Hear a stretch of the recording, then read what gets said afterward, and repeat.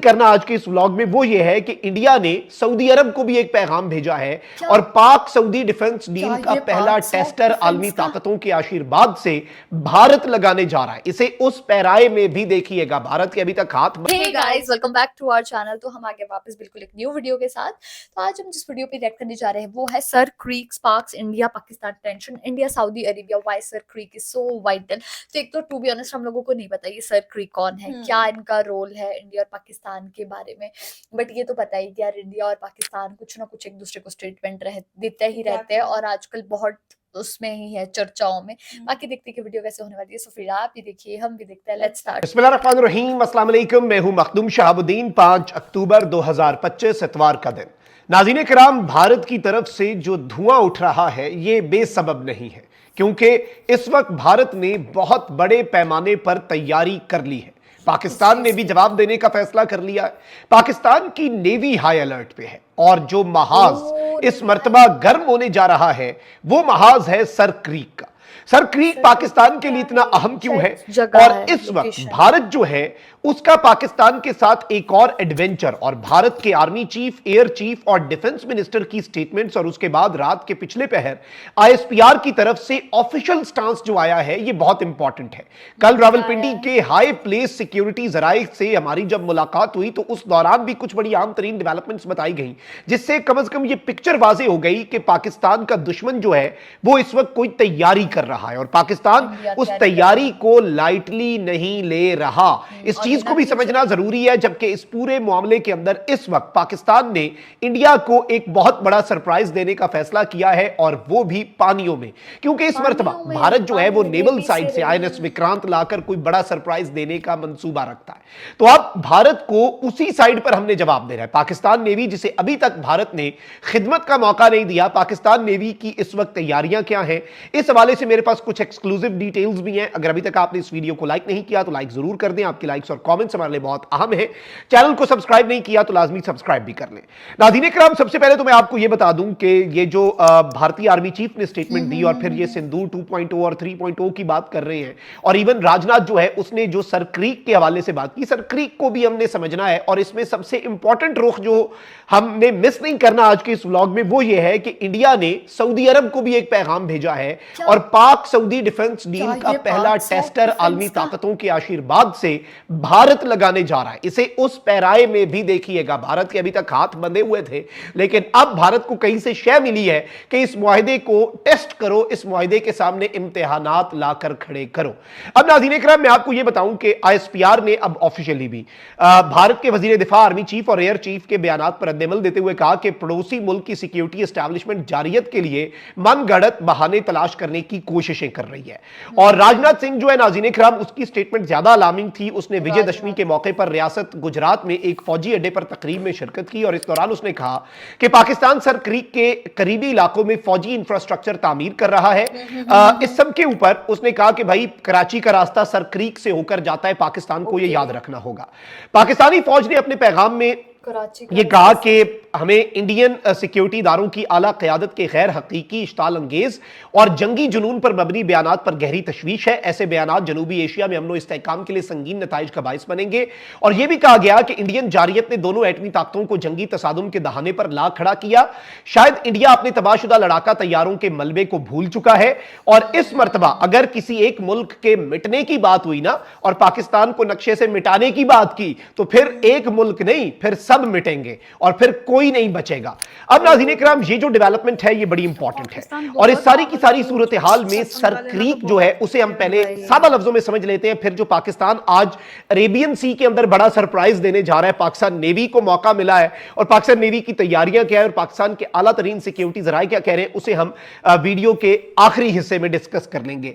सबसे पहले तो इंडिया और पाकिस्तान के दरमियान कई दिहाइयों से बाद सरहदी इलाकों में आपको मालूम है कि तनाज़ात मौजूद है। इनमें सबसे ज्यादा जेर बहस इलाके कश्मीर और लद्दाख है, मगर एक तरफ खित्ता जिसकी तकसीम कई दिहाइयों से मौजूद बहस रही है वो सर क्रीक का सेक्टर है। यह पाकिस्तान के सूबा सिंध और इंडिया की रियासत गुजरात के दरमियान वाक़ 96 किलोमीटर तवील दलदली जमीन है जिस पर दोनों मुल्कों के अपने अपने क्लेम्स हैं। क्रीक का मतलब बेसिकली नाज़रीन इकराम इंग्लिश का यह लफ्ज है समुद्र में मौजूद एक तंग खलीज होता है। सर क्रीक इंडिया और पाकिस्तान के दरमियान एक तंग और दलदली खलीज है जो बहीरा अरब से जुड़ी हुई है, यानी अरेबियन सी से। इसका असल नाम बाणगंगा था जिसे बादशाह बरतानवी दौर में सर क्रीक का नाम दिया गया। यह इलाका तब से ही तनाज़ात में घिरा हुआ है। सादा अल्फाज में तनाज़ा यह है कि दोनों मुल्क इस समुद्री सरहद को मुख्तलिफ अंदाज से देखते हैं। इंडिया कहता है कि सरहद की लकीर खलीज के वस्त से खींची जाए, जबकि पाकिस्तान यह कहता है कि सरहद इसके साहिल से खींची जाए क्योंकि बरतानवी हुकूमत ने 1914 में इसे गैर बहरी इलाका करार दिया था। और इस बेस पर बेसिकली पाकिस्तान का क्लेम है कि लास्ट जो डॉक्यूमेंटेड चीज है उसके मुताबिक ये उधर से पूरी क्रीक हमारी है। इंडिया कहता है दरमियान में से खींचो। अब इंपॉर्टेंट चीज नाज़रीन इकराम यह है कि कुछ बड़ी अहम चीजें हैं जिन्हें समझना जरूरी है। और ये इंपॉर्टेंट क्यों है, ये इलाका अहम क्यों है नाज़रीन इकराम, इसे भी मैं आपको बताता हूं। अच्छा, दोनों के क्लेम्स के हवाले से बात तो बड़ी सादा है कि सरहद की लकीर दरमियान से खींची जाए तो इंडिया को समुद्र का बड़ा हिस्सा मिल जाएगा, जबकि लकीर को किनारे से खींचा जाए तो पाकिस्तान को फायदा होगा। अब इसमें असल चीज क्या है, वो ये है कि ये इलाकाई इक्तसादी और इलाकाई अहमियत जो है वो रखता है। ये खुसूसी इक्तसादी जोन है, यानी पानी या समुद्र की सतह पर मौजूद वसाइल, और कॉन्टिनेंटल शेल्फ यानी कि समुद्र के नीचे की जमीन और उसके मादनियात तेल और गैस के जखायर जो है वो यहां पर बहुत अहम है। सादा लफ्जों में ये इलाका तेल और कुदरती गैस से माला माल समझा जाता है।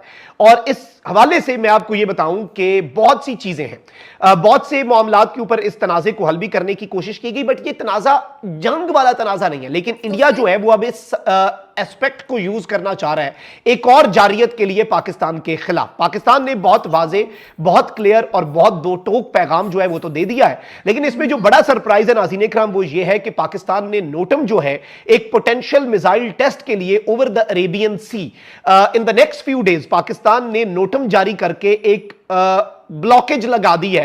पाकिस्तान ने एरिया जो है वो डेजिग्नेट कर दिया है कि भाई अगले कुछ दिनों में यहां पर कोई ना कोई हमने मिसाइल का तजुर्बा करना है। अब इससे दो काम हुए, एक तो भारत अब सर पकड़ के बैठ गया है कि पिछले ही दिनों इन्होंने फतह 4 मिसाइल का तजुर्बा किया, ये ग्राउंड हगिंग है मिसाइल है, यानी ये बिल्कुल नीचे से होकर गुजरता है और ये हमारे सिस्टम में ही नहीं आना। अब नाज़रीन इकराम पाकिस्तान जो है उसने जो मिसाइल की साख्त है उसे डिस्क्लोज नहीं किया, यानी वो अभी तक अनडिस्क्लोज्ड है। और इस हवाले से स्पेकुलेशंस ये हैं कि पाकिस्तान या तो एक बहुत ही स्ट्रेटेजिक या फिर एक क्रूज मिसाइल जो है उसका तजुर्बा अरेबियन सी के अंदर करने जा रहा है। और पाकिस्तान ने अगले चंद दिनों के लिए नोटम जारी कर दिया। भारत जो है वो यहां पर अपनी मिलिट्री डिप्लॉयमेंट नहीं कर सकेगा और इस एरिया में आते हुए जरा भारत 10 दफा सोचेगा। उसकी वजह क्या है? उसकी वजह यह है कि भाई पाकिस्तान ने अगर कुछ मारमूर दिया, पाकिस्तान तो कहेगा हमने तो पहले खबरदार किया था, यहां पर तजुर्बा होने तो सीधे अम्बलैंड आई सी। अब इस सारी सूरत हाल में इंडिया जो है वो कुछ बड़े लेवल पे तैयारियां कर रहा है। इसमें there is no other opinion, ये एक ओपन फैक्ट है, ये एक ओपन सीक्रेट है और इसमें कोई इफ्स एंड बट्स नहीं है कि इस वक्त, क्योंकि कल जो हमारी बात हुई पाकिस्तान के हाई प्लेस मिलिट्री सोर्सेज से रावलपिंडी में, और पाकिस्तान के टॉप जर्नलिस्ट उसमें मौजूद थे और ये बड़ी इंपॉर्टेंट और टाइमली मीटिंग थी क्योंकि इंडिया से बढ़के मारी जा रही थी।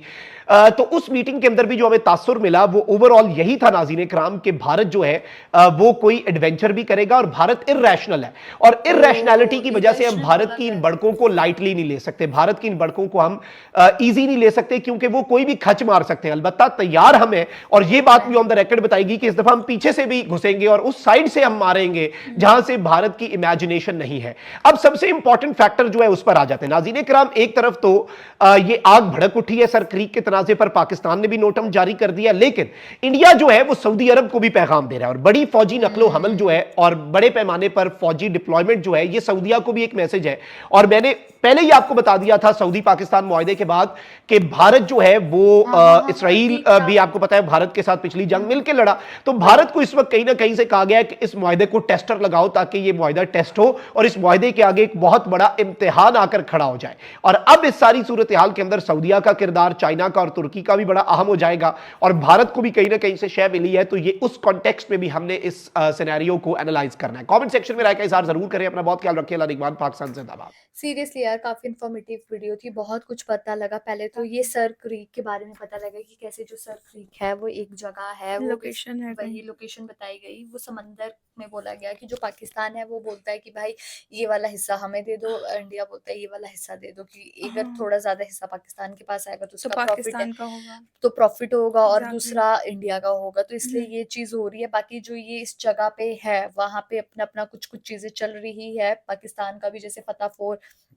ये हुआ है, लॉन्च हुआ है कुछ दिन पहले, तो ये भी थोड़ी टेंशन की बात है। बट फिर हम ये भी बोल सकते हैं कि जो इंडिया का है, इंडिया ने भी अभी ध्वनि करके एक मिसाइल कल ही लॉन्च की है, तो वो भी हो सकता है। तो यार बस यही है कि आई होप ना लड़ाई हो, क्योंकि Exactly. अभी जब होती है तो आप सिर्फ भाई हर मतलब कि ठीक है नॉर्मली सिटीजन तो अफेक्ट होती है, बट आपकी इकोनॉमी भी कितना फर्क आता है उस चीज एग्जैक्टली से। उन्होंने ये भी बताया कि सऊदी अरेबिया के साथ इंडिया का कुछ पैगाम सिस्टम वही। चल रहा है, तो वो भी देखते हैं बिकॉज ऑफ इजराइल, एग्जैक्टली। वो भी हम तो लोगों को पता लगा, क्योंकि अब उसमें टेस्टर लगा दिया, ऐसे हाँ। कुछ करके बोला उन्होंने, उसमें टेस्टर लगा लिया है। तो गाइज यही था हमारा रिएक्शन। आप लोगों को कैसा लगा प्लीज कमेंट करके जरूर बताइएगा। अगर अच्छा लगे तो प्लीज इस वीडियो को लाइक करिए, शेयर करिए, कमेंट करिए, और अगर इस चैनल पर न्यू सब्सक्राइब करिए। बाय।